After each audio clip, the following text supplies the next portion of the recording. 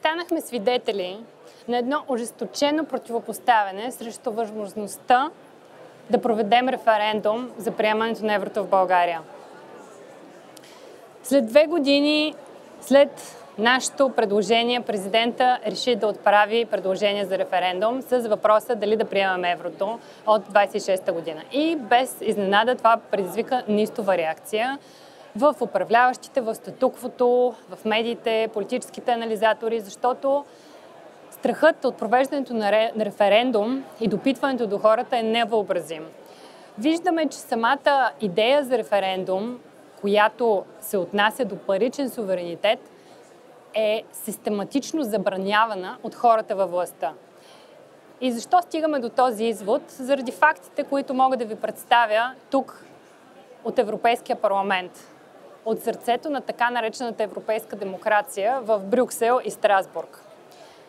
По време на пленарната сесия в Страсбург гласувахме доклада за Банковия съюз през 2024 година.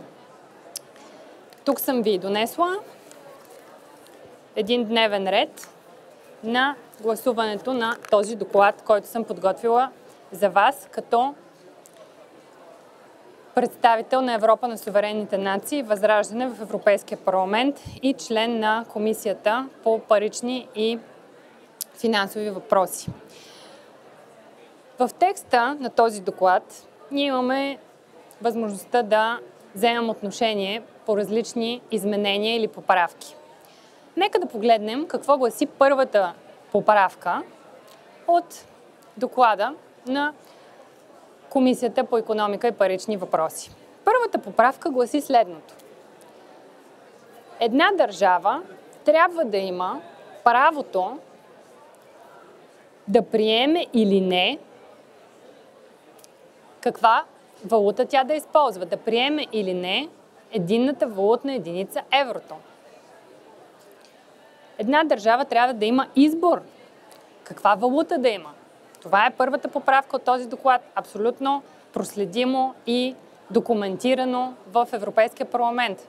Искам да подчертая, че това беше отхвърлено, че правото на държавите сами да решават каква валута да имат, беше отхвърлено от брюкселското мнозинство с почти двойно повече против. 180 евродепутати гласуваха за. Разбира се, ние подкрепихме това. 346 евродепутати смятат, че държавите не трябва да имат собствения си избор, каква валута да имат, и 28 се въздържаха. А какво е важното за нас, българите, тук? Важното за нас, българите, е, че сред гласуването против една държава да запази правото си да решава сама за валутата си, бяха и 8 български евродепутати. Според 8 български евродепутати държавата не трябва да решава сама каква валута да има. Това напълно не ни изненадва, че са представителите на управляващата коалиция на ГЕРБ.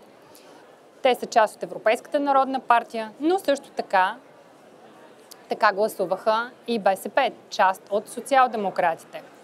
Против правото на държавите сами да решават за своята валута гласуваха и депутатите на ППДБ, част от Обнови Европа, и представителите на двете ДПС-та.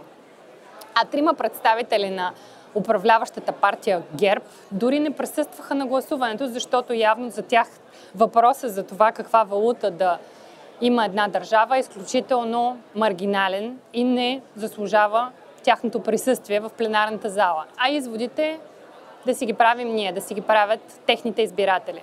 Защото същите тези депутати от ГЕРБ, от Европейската народна партия, изпратиха едно отворено писмо.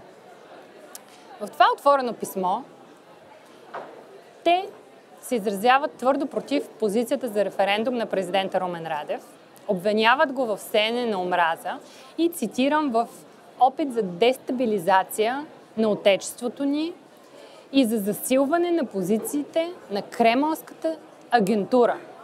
За тях членството на България в НАТО, Европейския съюз, Шенген, еврозоната е нашето най-голямо постижение, нашия най-голям приоритет, към който сме се стремили.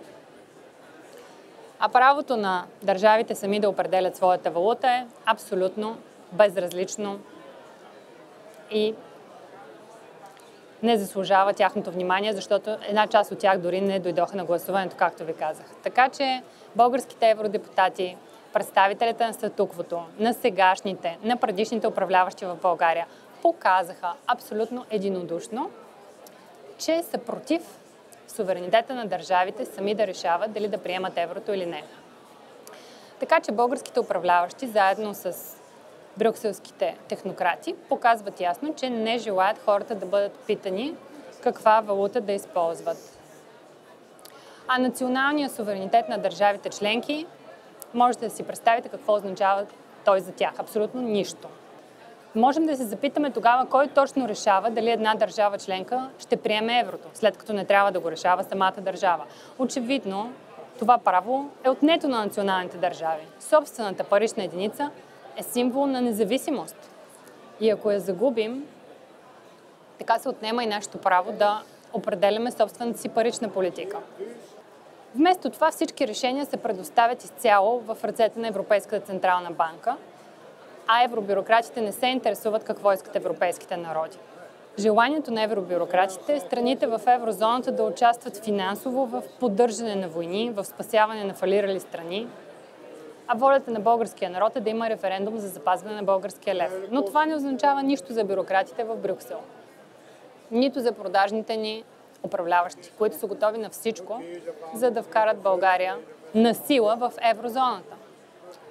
А с еврозоната идва и дигиталното евро през октомври тази година. Това ще доведе до още повече контрол над гражданите и един тласък към плащания без пари в брой. А това го виждаме все повече в Брюксел с табели "Не приемаме пари в брой". А в Испания вече има и въведено изискване за попълване на заявление до данъчните за тегляне на суми над 3000 евро. Поне 24 часа по-рано трябва да има такова заявление, иначе може да бъдете глобени, а сумите възлизат от 600 до 150 хиляди евро, в случай, че теглите суми над 1000 евро от банкомат. Това е причина банката да ви докладва на данъчните. Виждаме как Европейския съюз се превръща все повече в една тоталитарна структура, в една структура, която отнема суверенитета на държавите и правата им. И трябва да решим дали това искаме да е пътят на България, защото това е бъдещето, което ни чака в еврозоната. Искаме ли да използваме собствените си пари само с разрешение на правителството? Искаме ли да бъдем глобявани заради това, че използваме нашите си пари без разрешение? Трябва да защитим паричния си суверенитет и нашия народ от безумието, наречено еврозона.